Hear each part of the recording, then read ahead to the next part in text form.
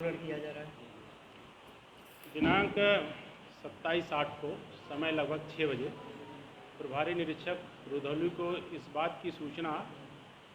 जरिए 112 एवं पीड़ित के परिजनों द्वारा प्राप्त हुई कि एक व्यक्ति जिसका नाम अंकित है उसकी डेड बॉडी गन्ने के खेत में पड़ी हुई है। इस सूचना पर प्रभारी निरीक्षक रुधौली एवं उनकी टीम द्वारा मौके का निरीक्षण किया गया तो मृतक व्यक्ति अंकित का शव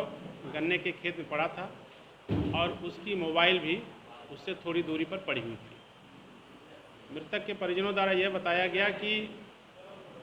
उसका पुत्र रात्रि लगभग 10 बजे घर से निकला था और फिर वापस नहीं आया। उसके परिजन उसकी तलाश कर रहे थे और शाम को लगभग 6 बजे उसकी डेड बॉडी गन्ने के खेत में मिली। इस बारे में और गहराई से जानकारी की गई, विवेचना की गई तो यह तथ्य प्रकाश में आया कि मृतक अंकित का गांव की ही एक लड़की से प्रेम संबंध चल रहा था और कुछ दिन पूर्व मृतका के भाइयों ने भी इसको आपत्तिजनक स्थिति में देखा था और इसको चेतावनी दी थी। पुनः 27 तारीख जिस दिन इसकी डेड बॉडी मिली है उसकी पूर्व की रात में यह लड़का उसके घर में आपत्तिजनक स्थिति में देखा गया, जिससे नाराज़ होकर के उसके परिजनों ने मौके पर ही उसकी गला दबा करके हत्या कर दी। और जब वो लोग उसके शव को घर से कुछ दूर ले जा कर के गन्ने के खेत में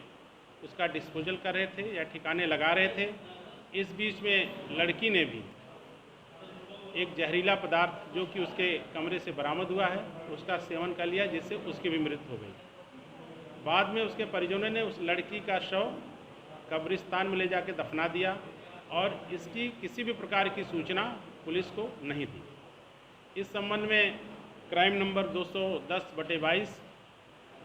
एक अभियोग दर्ज हुआ, जिसमें धारा 302, 201 और 34 IPC और उसके साथ साथ SC/ST एक्ट भी दर्ज हुआ।